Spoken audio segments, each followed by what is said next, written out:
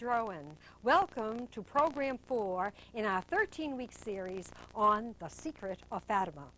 Last week, a panel discussed a more terrible war. This was prophesied in 1917 by Our Lady at Fatima. This prophecy was fulfilled with the advent of World War II. Today, we are going to hear a panel discuss atheist Russia in The Secret of Fatima. Mr. John Haffert videotaped this panel in the late 1970s. However, it is a wonderful historical review of communism in Russia. Atheist Russia in The Secret of Fatima. Mr. John Haffert. With us here today to discuss the prophecy of Fatima that ever would spread from an atheist Russia throughout the world, our Father Frederick Buckley, radio and television host and a longtime educator, and to Mr. Joseph DeGance, attorney and historian, known to many of our viewers from previous programs, Mrs. Julia Saravalo, a member of the Blue Army, and Pat Haffert, our documentarian. We've had some questions submitted from previous programs, and we thought we'd open up today by answering at least a couple of those questions that seemed rather important. We'll ask Pat to read the first question. You said the miracle of Fatima was witnessed even 32 miles away, and that you had interviewed over 100 witnesses, but you did not describe the miracle. What was it like? We described the miracle to a certain extent because we said that it was something like an atomic explosion. However, we have a tape that was made by the Blue Army in Detroit showing the miracle of Fatima. It's a brief 1-minute tape. Let's take a look at that. It will give us an idea of what happened. On October the 13th, 1917, 100,000 people came to Fatima, Portugal. A miracle had been promised 2 months before by Mary, the mother of Jesus, to 3 children there, so the world would believe her message. At noon, the sun burst forth, spinning wildly, plunged down toward the crowd, and then ascended back up to the heavens. Newspapers headlined this stupendous event. This 1917 message from heaven is for us now. My son is much offended. Amend your lives. If men do as I ask, Russia will be converted, and there will be peace. If not, Russia will provoke wars. There will be famine, and nations will be annihilated. Pray and do penance. Now, the film shows and says that it was the sun. However, it was only 32 miles visibility. It was seen 32 miles away, therefore about 2 miles above the ground. It could not have actually been the sun. It was a phenomenon of light similar to the sun, and therefore it was described by everyone who saw it as being a solar phenomenon. But that is basically what the miracle was. It lasted 12 minutes, and when the fireball plunged down towards the crowd, the water, even the deep puddles of water, instantly dried. The extraordinary thing about this, not, of course, it's extraordinary in itself, it's a miracle declared so by the church, is that it was predicted at that exact time, at that exact place, by 3 children who said that they were told this would happen so that everyone may believe. And now the second question, Pat. You said that the great sign predicted at Fatima in 1917 was seen in 1938. What was the sign? The great sign seen in 1938. Some people apparently, when they wrote in asking questions about this, were confused, thinking that the miracle of 1917, the miracle so-called of the sun, was the great sign. No. The first prophecy of Fatima, which was our second program, was that there would be a great sign showing that God was about to chastise the world for its sins. And the exact words of the vision were, "When you shall see the night illumined by an unknown light, you will know that that is the great sign that God is about to chastise the world." And this sign was seen on January the 25th, 1938. And I'll just read an excerpt from the New York Times of that day. It said that the radio was interrupted, transatlantic radio was interrupted from 8 o'clock when this phenomenon began until 11:30 the following morning. The lights were clearly seen in Italy, Spain, and even Gibraltar. The glow lasting for several hours, gave the illusion that the horizon was on fire. A release from Bermuda, also in the New York Times, says that the people in Bermuda thought that it was caused by a ship burning at sea. Very often people in the country thought the city nearby was on fire. It was a red glow in the sky that gave the illusion of the world being on fire just over the horizon. And we have a photostat of the New York Times that you can glance at, although it's not very visible on camera. And it at least gives you a feeling of the greatness of this phenomenon. And Lucia, the visionary of Fatima, when told that the scientists said that this was probably a form of the aurora borealis, said, "I think that if the scientists will investigate, they will find that it could not be an aurora. I believe it is the great sign." And 3 months later, Hitler's armies marched into Austria, and the third prophecy of Fatima began to come true, that there would be another, a more terrible war. Now we are about to discuss that element of the prophecies of Fatima which was very unbelievable in 1917, but which is facing us, being realized around us today. Error will spread from an atheist Russia throughout the entire world. And before we start our discussion, we're going to show you an interview that I did some time ago with a former Soviet tank commander, Nikolai Goncharov. He's now a doctor living in the United States. He was a tank commander who was captured by the Third Army in Bavaria in 1945. He elected to stay in the West, and in this interview, he tells us what the atheistic communist goals are in the world. Now let's look at that film. In our century, we are dealing with opposing systems, opposing ideologies, opposing strategy and tactics. What Lenin said, for example, in 1919, in March, during the famous Congress, World Congress of the Communist Party in Moscow, where the strategy of world communism was designed. Allow me to quote you. He said, "First, we will take Eastern Europe in our global conquest, then the masses of Asia, then we will encircle the United States of America, which will be the last bastion of capitalism. We will not need to attack it militarily. It will fall like an overripe fruit into our hands. And every reader who likes to study about communism, what they themselves say, can find this quotation in Lenin works in volume 13 in Russian edition, beginning from page 176.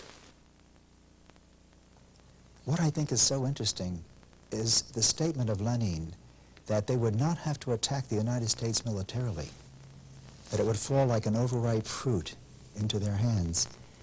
And whether Lenin had some vision of the future as to what was going to happen, or whether he was a genius who really saw how this militant atheistic movement would engulf the world or not, what he foresaw in effect is this, that they would gain control, power in much of the world. He mentions Asia, Europe, Eastern Europe first, Asia. They would encircle the United States. And it was an ideological war. They would not have to strike the United States militarily because they would be winning on the ideological front. Was he envisioning the point where we would be so fearful of atomic war that we would say, better to have peace with communism than atomic war? But in any event, there we have those words of Lenin. John, I think it's interesting to note one of the statements that Goncharov made. He said that one of the first objectives of the revolution, the world revolution, was the conquest and enslavement of Eastern Europe. And recently, within the not too distant past, the Helsinki Accord was signed. Now, this Helsinki Accord formally ratified the boundaries of Eastern Europe and, in effect, gave de facto recognition to the boundaries of Eastern Europe and the satellite nations therein.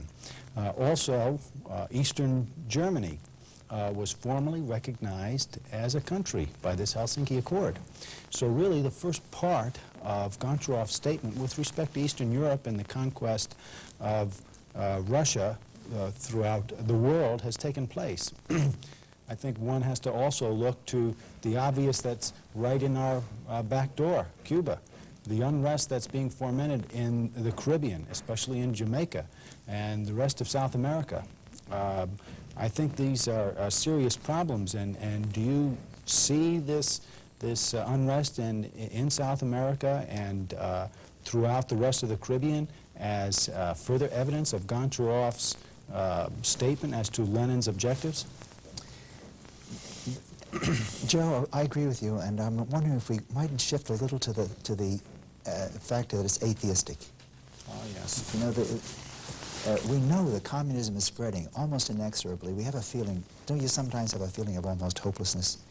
You know, that it just keeps going and going. It has jumped over the iron and bamboo curtains in that spectacular that Henry Kissinger did about a year after he left the State Department. He stressed that the reason communism is spreading in the Western world is moral. Can't explain it. There's not the military presence that Russia had in the Eastern Europe, and the West is prosperous, and yet communism is spreading in the West. And he said the reason is ideological, it's moral. It's an evil that started in Russia, and an evil that is beginning to take root also in the Western world. I'd like to pause just before we go on and then ask Father Buckley's comment on it, to show a most interesting and historical interview that we had with Considine and Khrushchev, and Kaniv rather, right after they had an interview with Khrushchev in which they asked him about this. They asked him, are you an atheist? Is communism atheistic? And the reaction of Khrushchev was dramatic and one of the most unusual experiences that any interviewers have ever had with a Russian leader. So let's look at that film for a minute.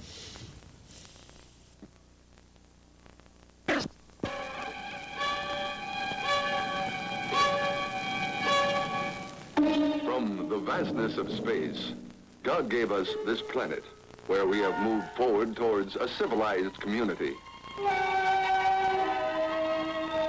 Symbols have identified emerging powers and beliefs. Many of these symbols have faded away. A few endure. Now a new symbol creeps over the earth. Godless communism destroys freedom. It brings war to those who cherish peace. It strikes fear across the world. If we Americans persevere, a free nation under God, we shall see the symbol of communism fade away like other symbols of evil before it. Down from Earth's creator, our perseverance will bring the miracle of his grace to all nations and into all hearts. That peace which God alone can give.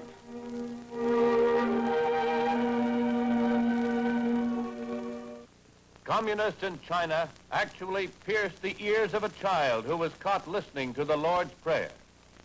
What happened to the child's teacher, we do not know. But the child, who would never hear again, was given to Dr. Dooley and inspired his famous book, Deliver Us from Evil. Why do communists so violently deny the existence of God? This question was put to Khrushchev by Hearst writers Bob Considine and Frank Kaniv, who described Khrushchev's reaction to Blue Army leader John Heffert. Didn't you ask Khrushchev if he was an atheist?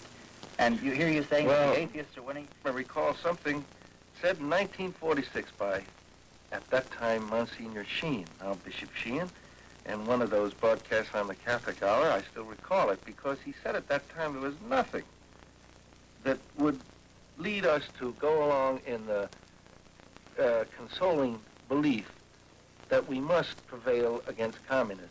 For a time, in other words, excuse me, in our time, there was a possibility communism could prevail if we did not meet it with the moral stamina and with the moral fortitude with which it alone could be met. Now, that's something we should all think of. Bob says it very aptly. The devil gets ahead sometimes. Yeah, Frank, can I interrupt on that? We shook that Khrushchev up a little by asking him that religious question. As far as I know, Frank, we're the only ones who ever got around to asking him a religious question. We'd like to interrupt that just for a moment to comment on Bishop Sheen's statement that communism could spread through the entire world. What do you think of that, Father? I think that basically communism is filling in a spiritual vacuum that it couldn't spread if people were spiritually oriented to the supernatural. As Pope Pius XI said, for the first time in world history, an organized movement against God exists throughout the world to destroy the idea of God. Now, such a movement couldn't progress and couldn't succeed if people believed in God and had faith in God. So what is needed is an explosion of the supernatural as we face this spread. As you said, at times it seems discouraging. That's in the natural realm. Naturally speaking, we might wonder, how can this be contained? But spiritually speaking, with God breaking in, a change, a turnabout can take place.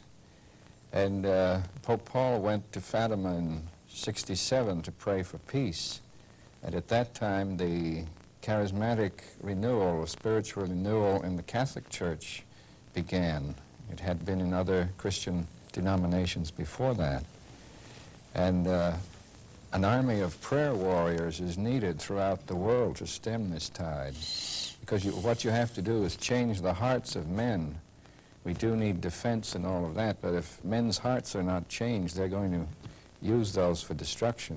So that even though we have this prophecy that error will spread from an atheist Russia throughout the world, and even though we all admit, as Bishop Sheen said, and as Mr. Kniff remarked, it could extend through the whole world, there's this great message of hope, because if enough people begin to pray, Russia will be converted. Now let's just go back and see the reaction of Khrushchev to this question. Back to the film. John was he cued himself into it. Set it up himself. He mentioned God twice, the human soul once, and something about the spiritual freedom under the communist system. So, wham. So we said, how is it that anyone who believed in those things that you just mentioned couldn't get anywhere, could find himself committing suicide practically within the Communist Party? So then he said, we are atheists. You people wear the mask of God. You don't believe. We... Oh, he went on and on, but he was shaken. God's name in the... Yeah, he was shaken. You could see that for the first time. Here was a man who never had to question his own judgment, or never had to turn around and ask anybody's permission to speak, never had to look at a book or a note. Yeah. Suddenly, you could feel under the pressure of a question like that, you could feel him a little uncertain. And then stubborn strength he has came back, and he was passed. Well, put it this way, Bob, in 3 hours and 35 minutes of an interview, this was the only subject and at the only time that Khrushchev showed real emotion or feeling or anger. Excuse me. I'm afraid I have a slight cough today. All through this interview, we had asked him the most difficult questions we could contrive.